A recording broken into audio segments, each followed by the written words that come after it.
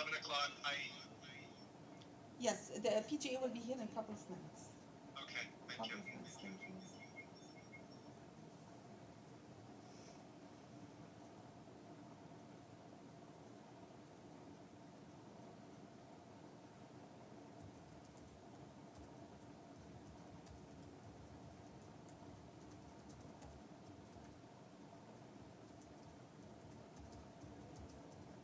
Reem, I'm just testing one. For some reason, one of the technicians has a microphone open, and it's coming over my communication line.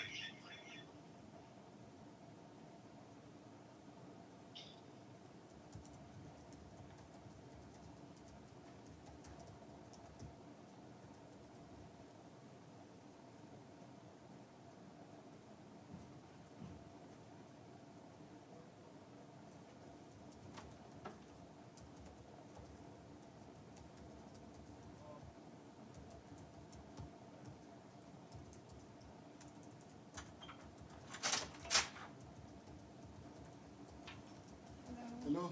Hello. Hello. Hello, how are you? Good, how are you doing, Thank sir? you. Thank you. Hello. Hi.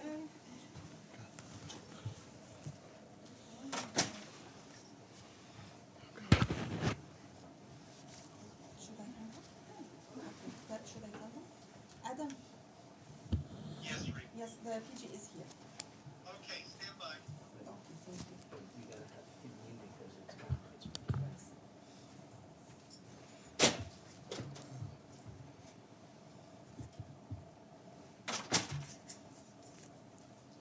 You will let me know when?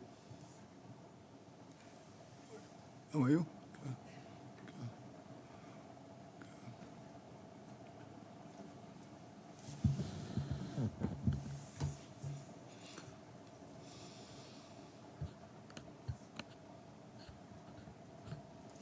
Good morning, everyone. Thank you so much for being here with us today to this press conference by the President of the General Assembly, Tijjani Muhammad-Bande. The President will start with a few remarks, then we will open the floor to questions. Please remember to send your requests in the chat box in the virtual platform, and please send it to all panelists so I can see your requests. Thank you so much, Mr. President. Please. Thank you very much. Good afternoon or good morning. Certainly, it's my honor to have this interaction with you to basically not only take questions but also say a few things around what we have done over the past 11 months. I think what's important is to acknowledge with appreciation the support of member states, the Secretariat, and others in the UN family for how we are able to, particularly since March 16 or 15 this year, worked to deliver on our mandate.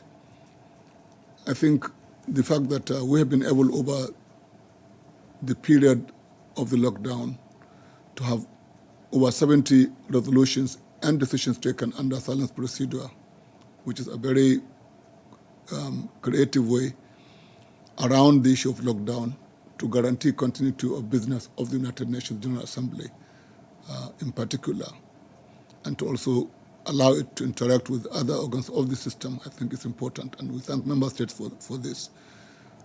Obviously, during the period, we had to continue to do the work of the Assembly in relation to all the pillars that are key to the United Nations. We have been able to push the agenda concerning eradication of poverty, inclusive quality education, climate action, and partnerships around the goals of the SDGs. This was what we wanted to focus on during the presidency. I think what is key is that when we, at the beginning of the presidency, had the first political declaration with the universal health coverage. Little did we know that this was going to be really, really an important subject.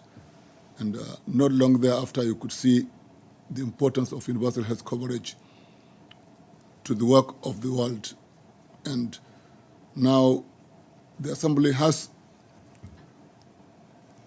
brought to the fore the importance of collaboration, and through it, we have been able to have a resolution or two resolutions, and we are working on an omnibus resolution to address not only the pandemic as it is unfolding, but importantly, how to build back better post the pandemic. And we are beginning to see progress and to have a sense of life coming back to some kind of normalcy, a different normalcy, obviously, in New York and also at the UN. We are now having clear understanding that the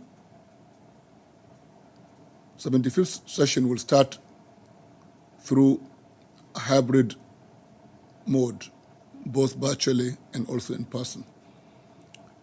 We've been able to, during the period, have very interesting and important elections for the President of the General Assembly, for the Security Council, and for ECOSOC. Both of them were socially distanced elections. And this has allowed for continuity of decision-making post the 24th session. And for the last few weeks, we have also worked with the incoming President of the General Assembly, Ambassador Bozkır of Turkey, to guarantee continuity and seamlessness in the transition between the 74th and the 75th session. And I am very confident that the really important work of the Assembly is in good hands, given the collaboration that we have experienced with member states, with the Secretariat. And I think I should like to say that for the presidency of the 74th session, the Secretariat has been key, and we have had vital support from the DGACM, OITC, OICT rather, and the Department of Global Communications, and of course the security unit of the Secretariat. I must also say that for me personally, in most of the work we have done, the work with the President of the ECOSOC has also been very, very, very key. We have worked collaboratively with the Office of the President of the Social and Economic Council. We even had a joint initiative dealing with transparency issues in financial matters, which is extremely important. We have gotten the support also of the membership in the Poverty Alliance, which involves, and which is an effort to get, led by Nigeria, to get us to focus on the issue of poverty collaboratively as members, but also with the support of extremely important partners around the world. This is extremely important: civil society organizations, governments, and multilateral institutions. I think basically I will end up by saying that all the issues that have been mandated that we could take, we have taken. Those that by necessity had to be taken or adjusted and pushed to the 71st, 74th, 75th or other sessions have also been done. And let me close by again thanking the press for its interest in covering the work we do, and also for its interest in letting us know as an assembly the expectations of the world, of the assembly in particular, and of the United Nations more broadly. Thank you very much. Thank you, Mr. President. And the first question will go to Anka, Edith Lederer, Associated Press. Please, Edie. Mr. President, Thank you so much on behalf of the United Nations Correspondents Association for doing this briefing and for meeting with us so many times during your presidency. I have two questions. Having come through this unique year in the history of the United Nations, what do you think that world leaders should be focusing on as they come to address the virtual meeting of the General Assembly in just a few weeks? And also, could you tell us about the omnibus resolution on COVID-19? What's the status? How are negotiations going? Thank you very much.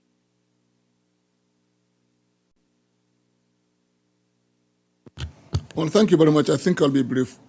I think all leaders should focus, obviously, on one, what they have always done, to tell us what they see about how they relate as countries to the world, so that we are better informed about what they are thinking. This is important. But for this year, I think they should focus on strengthening the sense of solidarity and partnerships, without which we are not able, I believe, to deal not only with the pandemic, but also its fallouts. If you focus on solidarity and empathy, you are more likely to see collaborative efforts to solve common problems through the prism of respect that is key to the work of the organization. So it's not just a specific issue, but it is a framework for cooperation. The pandemic has necessitated a closer look on issues of inclusion within countries and also between countries and regions. I think this should be the focus of leaders. In addition to whatever else they will bring from their perspective as local issues or national issues. Thank you. The omnibus resolution is still being negotiated, and I am confident that we'll close this by the end of this session, which is in a few days' time. A lot of work has been done by the co-facilitators, the permanent representatives of Afghanistan and Croatia.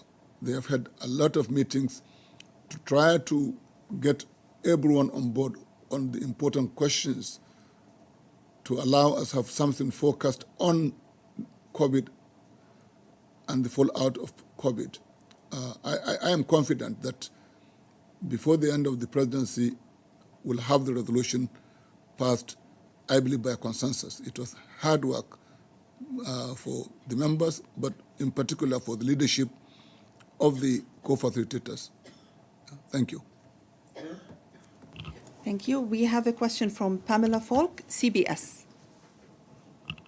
Thank you, Reem, and thank you, Mr. President, for the briefings during the year. It's Pamela Falk from CBS News. I'm following up on the bigger picture question that Edie asked, and that is, this UNGA is going to be mostly virtual, and one of the purposes of the General Assembly is to get everyone in New York.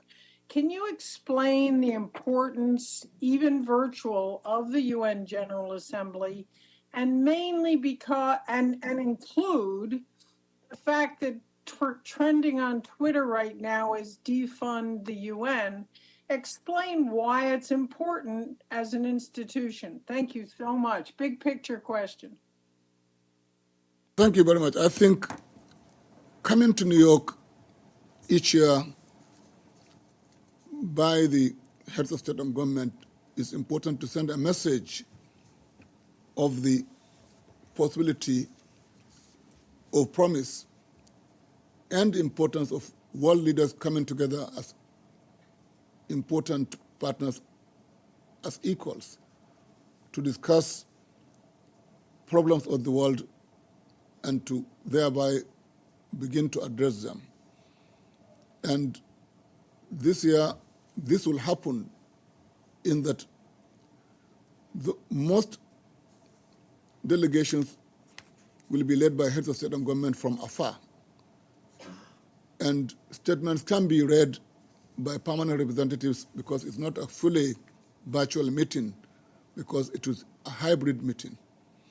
What is lost, I can say, is the normal banter and give and take and bilateral meetings that have been an important feature of United Nations General Assembly, wherein a head of state can have a meeting with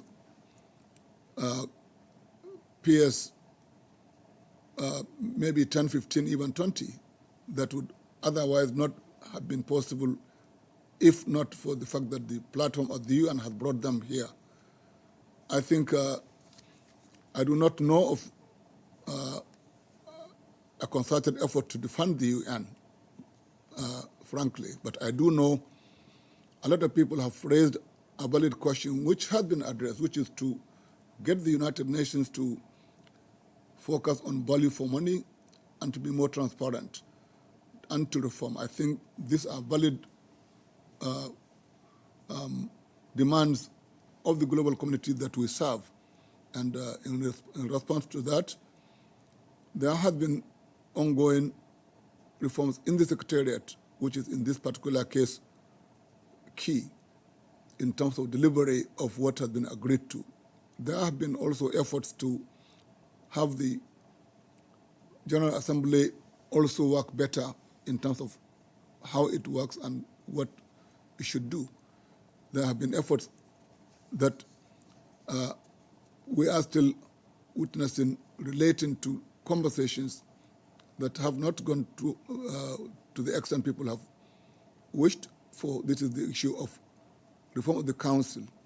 Again, it's not an issue of the glass being half full or half empty. I think it's that there have been valid questions for the United Nations, like all other organizations, to do better. And I think this is absolutely important. And I get the point you are making, but I don't know of a concerted effort to defund the UN, frankly, and I do follow the news. Thank you very much indeed. Thank you. Not my point. I just wanted to ask about the general point. Thank you so much. Thank you. And we have Abd al-Hamid from Al-Quds Al-Arabi. Thank you. Can you hear me? Hello? I cannot unmute myself. Can you hear me? We can hear you, yes. Okay, thank you so much.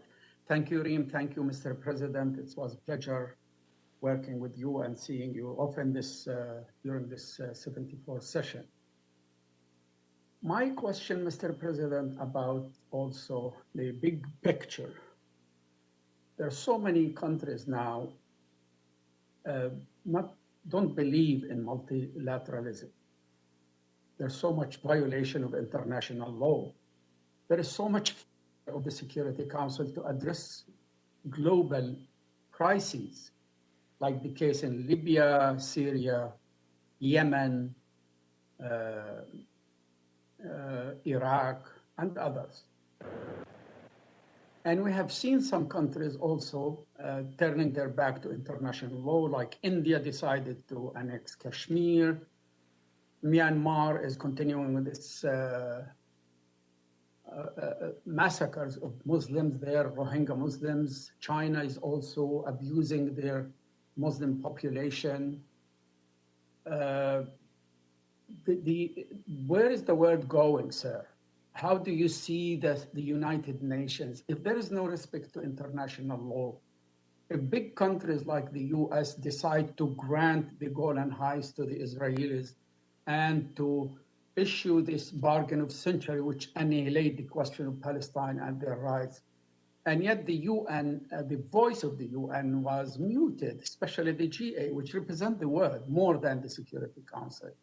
So how do you see the world in the following few years if this trend continues? Thank you very much. Well, thank you very much indeed. I think two questions. One, of course, is respect for international law. I think the United Nations have been very clear about the necessity to do so. The United Nations, as United Nations, is a member state-based organization, and it operates on the basis of what they're able to do together. This constitutes some of the difficulties. I'll address the meaning of that, but to say that the United Nations, and I can speak from what I have heard the SG state, I've also tell you what the UNGA presidency at 74th session has stated, has always been clear in relation to any issue to do with shifting of borders without recourse to international law. I think this has been very clear because these are resolutions of the Assembly that we have reaffirmed. I think the UN has not been silent on this issue, but the UN doesn't have the police. It has only moral authority to urge others to work collaboratively to respect law and to get out of action that can continue to threaten international peace. I think this much is very clear if you follow what discussions have taken place in relation to each of the issues. The United Nations have been very clear concerning what constitutes valid change of borders, and there has been no case of the UN saying otherwise.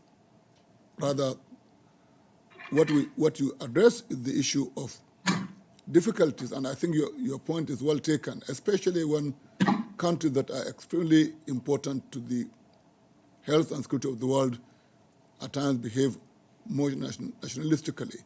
However, I think this is not to put us to the point to say that we have abandoned the forum.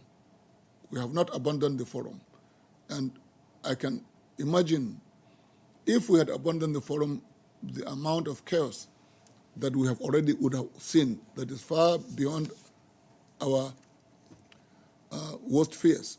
I think what we have to do is to continue to work even harder to insist on what is right and to have coalitions that continue to push together so that no country, big or small, will think there are no consequences to define the rest of the membership. I think that's what is happening. Thank you. Thank you. We have a question from Carrie Newton, Le Monde, RFE. Thank you, Rim. Thank you, Mr. President, for the work done during this 76th session. It's a small picture question, but which can have a big impact on the GA and on the organization of UNGA. Do you have any updates about head of states wanting to attend UNGA in person? And if nobody has confirmed yet, when would be the last notification needed to be made to the GA for logistical purposes? Well, I do not know how many, if any, head of state or head of government will attend the UNGA, but it is the right of countries to decide level of participation in person. If they do, the same protocols in terms of social distancing, the time allocated for speeches are given. So this is, no country is debarred, but each country knows that the rules of the city and the rules of the host government must be obeyed, and it is their decision how they take this. At this moment, I have really no knowledge. I don't have any information concerning who or if any person at the level of head of state or government is coming. But if there is, the rules apply as they apply to all others. Thank you. And we'll go to Richard Roth, CNN.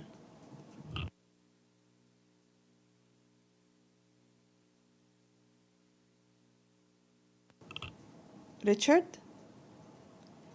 Okay, so maybe he has a technical difficulty. We'll come back to Richard after Toby Burns, NHK, Japan Broadcasting Corp. Thank you very much. First question is a clarification, which is just how many resolutions have been passed during lockdown? And the second question, more broadly speaking, is how does this level of productivity compare with your expectations, given the constraints of what you had to go through during lockdown? Are you pleased with what the GA has accomplished during this time? Thank you. Yeah, thank you very much. I think it's difficult to have a scientific response to the issue of productivity, but my sense of the matter is that we have been able to, through virtual meetings, to have, in some cases, more people participating in discussions, at least of informal processes, than perhaps would have been the case. But on some of the issues that required, by tradition, in-person negotiations, we had to shift others. For example, the intergovernmental negotiations on reform of the council could only go so far because of the requirement of delegations to have in-person meetings. The conversations concerning dealing with review relating to countering terrorism also required in-person meetings. That had to be shifted to the next session. But to your point, 70 decisions and resolutions in total were adopted during this period. They often were mandated events, and it required a lot of work to get them done through negotiations that were not in person and through silence procedure. I take, for example, just an example, the declaration for the celebrating the 75th anniversary was is a very important one, and it took a lot of effort for the membership, divided that it appeared, to really come together to say this is an important moment, and really important work had to be done by all delegations to get us that approval.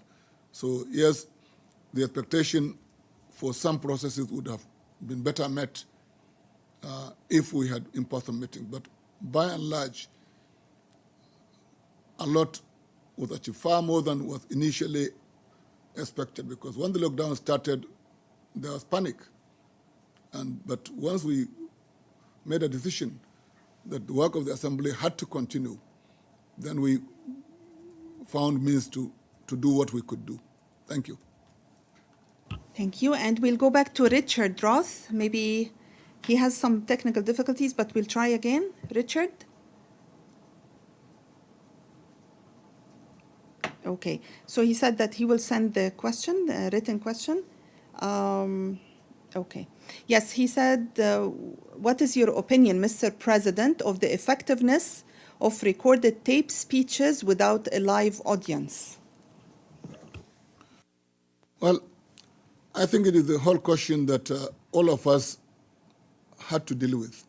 We are debating in New York how to safely get students back to school.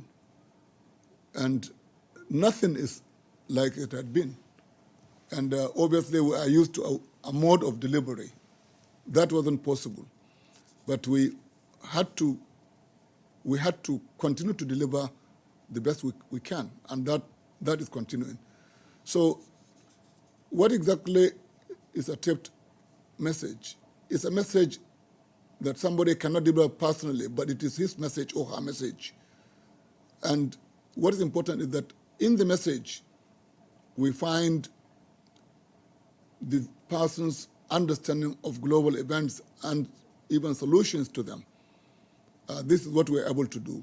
The other option will be permanent representatives of those countries can deliver the message personally.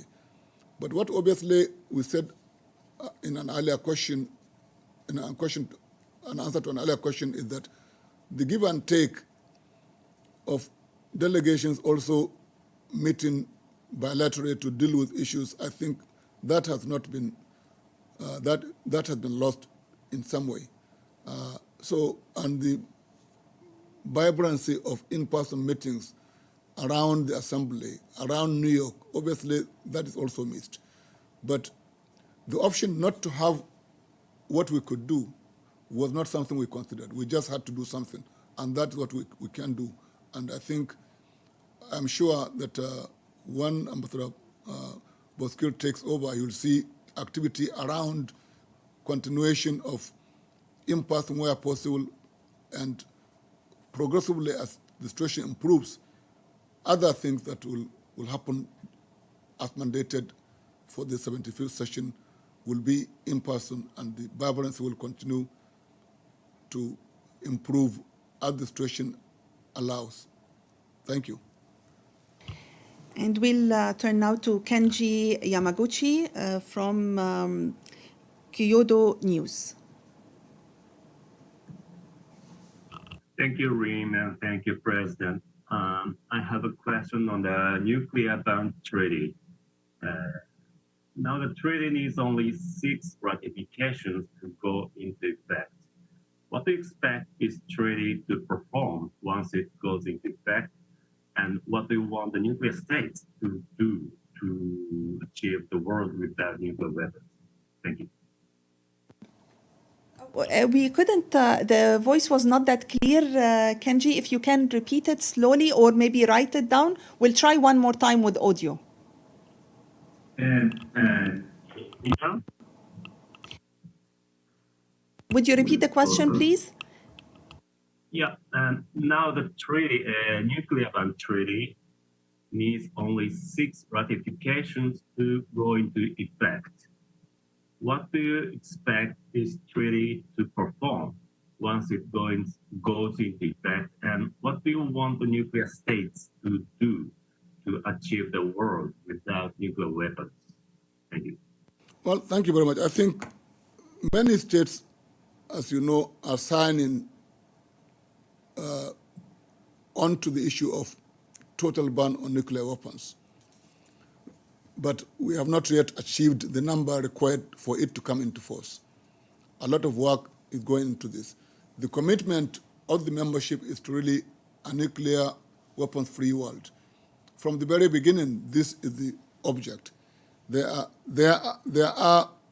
different planks to how to get there. For now, there is worry over whether in some respects some states are not sharpening their weapons. But be that as it may, as an issue, the global community is still united in the continued search for a nuclear weapons-free world, and indeed the larger picture of a world without weapons of mass destruction. Now, when nuclear states, that is their question, what will they do?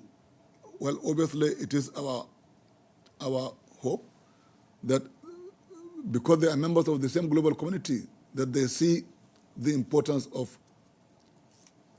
working with others to guarantee peace and security, and the removal of such weapons is one element of how that is to be done. It's not an easy subject, but it is the goal of the Assembly. Thank you. And we'll go to Iftikhar Ali, AP of Pakistan. Thank you, Reem, and thank you, Mr. President. My question was asked by my colleague Abdul Hamid, but since in connection with the big picture, but since I have the floor, I will ask you a different question. Now that you have completed your presidency of the 74th session of the General Assembly, and you did it well and through innovation, what are your future plans now? What are your plans for the future? Well, it's a difficult question to answer, but I will say that I plan in whatever location to continue to advocate for the values of the UN. I will continue to advocate the values of the UN And for the foreseeable future, I will still be in New York as ambassador and permanent representative of Nigeria to the United Nations. As a person, obviously, I'll continue to learn from the interactions I've had as OPGA and to use in whatever way possible that experience to advance the goals of the United Nations. Thank you. Thank you, sir. Thank you. We have an email. We have a question on the email from Harrison Arubo, NAN, news agency of Nigeria. He says, what would the president say is his most remarkable achievement as president of the 74th session of the General Assembly so far? Again, it's an unfair question. A lot of things. First of all, it's not an individual achievement. Let me be very clear. It's something we have achieved as an office with the support of member states and the organization as a whole. But I think I'm glad to have worked really hard to lessen disagreement and to push as much as possible towards people coming to the center so that we can agree decisions and resolutions, especially in the context not only of COVID, but also worrisome disputes involving major powers. I think this is important, that we continue to project that despite differences, there is a global community of which we are all a part. I think this was really our major concern. And we tried to always live up to this ethos that we must work together and try to reduce differences, and also where there are really dangerous trends, we also talk truthfully about the need to come to the middle. Thank you. Thank you so much, Mr. President. I don't see any other questions. Okay, and we have visitors here in the press briefing room. Dulcie. Thank you very much. Just a couple of things. Given the GA format, basically audios, videos, how can the world get excited about this General Assembly? What do you tell them? Why they should even pay attention or listen? And then also, you said that you worked hard to push people to the center to agree on resolutions. How did you do that? What's your skill to bring 193 countries together, obviously in a pandemic? Did you also suggest that the General Assembly came together better during the pandemic, that they actually were more involved in the GA under those conditions? Thanks very much. Thank you very much indeed. I think it's simply to remind PRs of our connections and our responsibility. Each member state or each representative at the same time represents his or her country, but also is part of the assembly. And to say that if we refuse to be responsive to the moment, which is a difficult moment, then we confirm the cynicism that you find in some writings, that the United Nations is not connected to the needs of the world. And I think it is simply to continue to remind, because people know this. Now, the question of the engagement of delegations, I think in some meetings, you will find more people participating because it is a virtual one, where space is not as limited in some respects. And I think it allowed for this to happen, engagement with civil society, engagement with more countries at the same time, I think in some respects was possible, or was encouraged. But of course, like I said, certain meetings couldn't hold in an informal session because our rules are still under review as to how to admit records as official or not official, and what negotiations teams will accept. Some will not have meetings except in person. So give and take, it's not the best way to negotiate, but in some respects, it allowed a bit for more people to engage. And they had to engage because nobody knowing how long we'll be in this for, people had to now say, well, I can't wait until we are fully back. Let us use the moment because this is the moment, and we just have to continue to talk. Yeah, thank you. Thank you so much. I don't see any other questions on the chat or email. Okay, please go ahead. Another. Sure. Can you use the mic, please?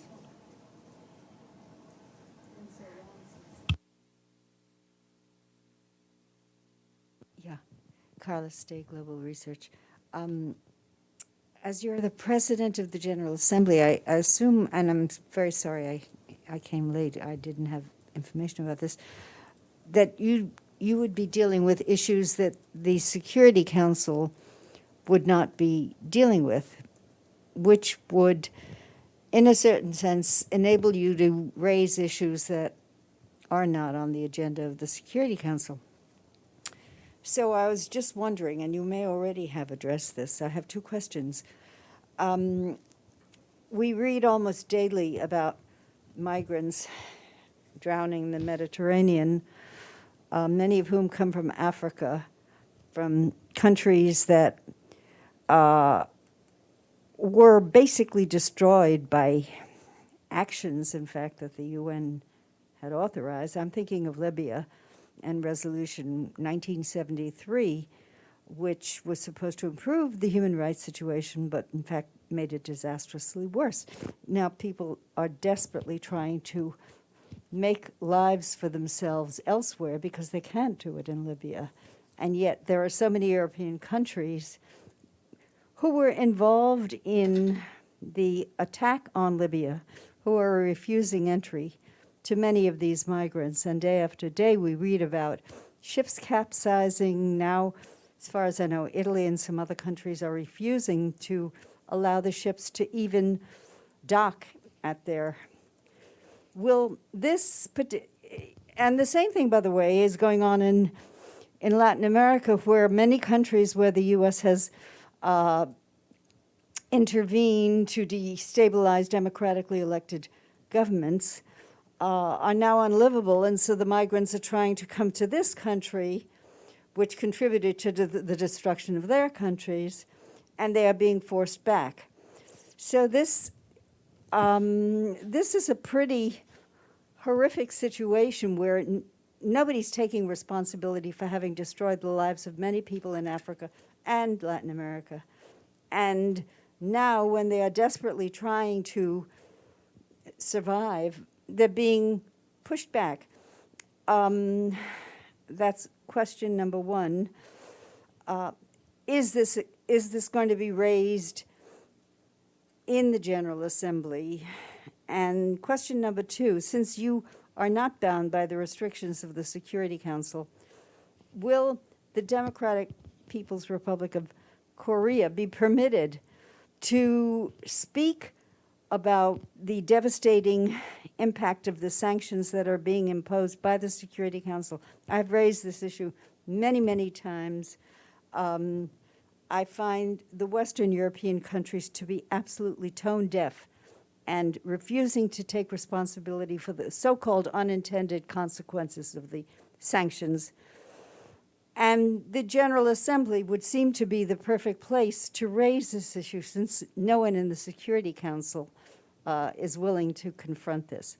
These are issues that the United Nations is intrinsically responsible for creating, and now has a responsibility to resolve, if we're talking about human rights, which nobody really, takes very seriously anyway. But so will these two issues be raised during this forthcoming General Assembly? Well, thank you very much indeed. I think relating to migration, the position of the Assembly is clear. Regardless of the situation of migrants, for whatever reason people leave their countries, their human rights must be upheld, whether in countries of origin, of transit, or of destination. I think this is very clear. There are clear rules or protocols around this. And in particular, the Global Compact of Migration, which has received tremendous support, has also some supplementary support from Global Compact relating to refugees. There are conventions around this. And I think, so the United Nations General Assembly, as with the United Nations in general, is very clear and is the one body that is really pushing to make this very well known and to urge countries to comply with these rules and to call out countries if they fail their obligations. I also know in relation to the case you're talking of in terms of Libya, but broadly, there are memoranda of understanding, both regional and bilateral. I will not talk about bilateral ones, but I can talk about the EU-Africa conversations around this. I think it's a framework to address these issues. To your issue concerning North Korea or any country, I think that is the point I've made earlier. Each country has a platform at the General Assembly to state its issues. And any country that is a member state will do so through its accredited representatives or head of state if he or she is here. There is no exception. So anybody that is going to speak on behalf of a country will state his case or her case or the case of the country involved in relation to the global issues. I think this, again, makes the Assembly permanently relevant. It is the place for this to be raised. If there are implications of a global nature relating to peace and security, they become not unimportant for the Assembly because there is nothing, it doesn't say the Assembly cannot talk about issues of global peace, but the primary responsibility for that is given to the Council, and this is as it should be. So, thank you. Thank you so much, Mr. President. The last request is from Edie Lederer from AP.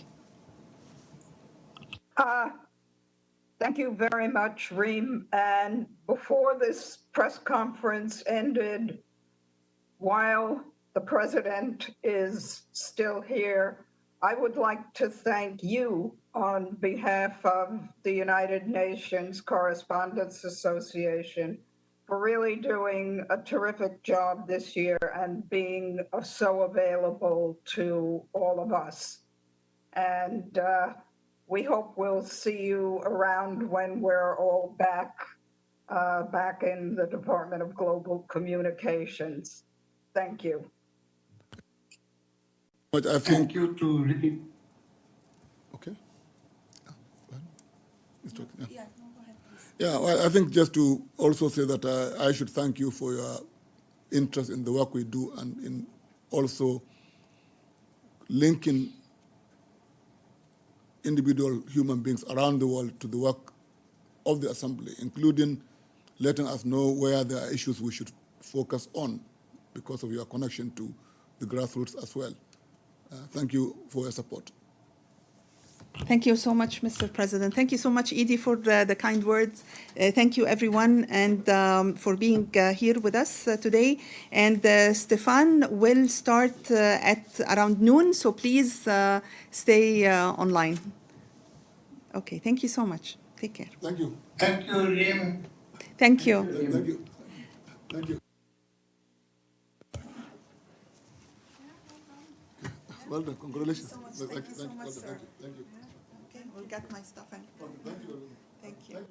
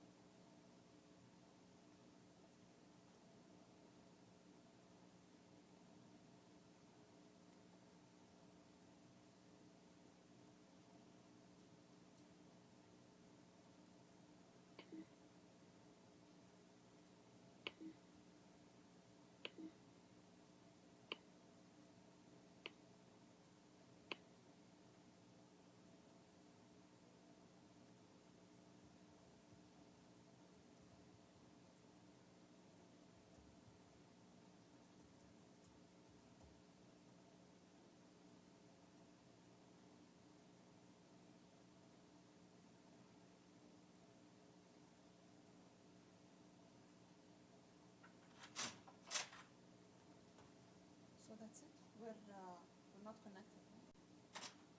Right? We're not connected, right? No, we're not. Okay, wonderful. Can I?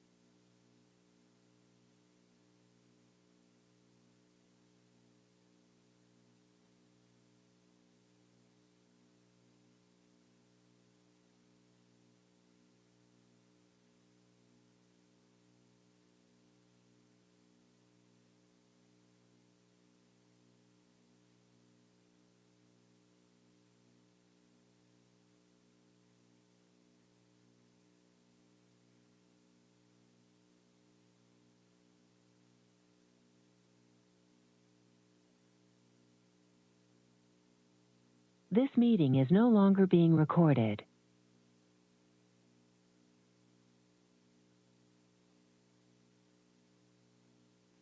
This meeting is being recorded.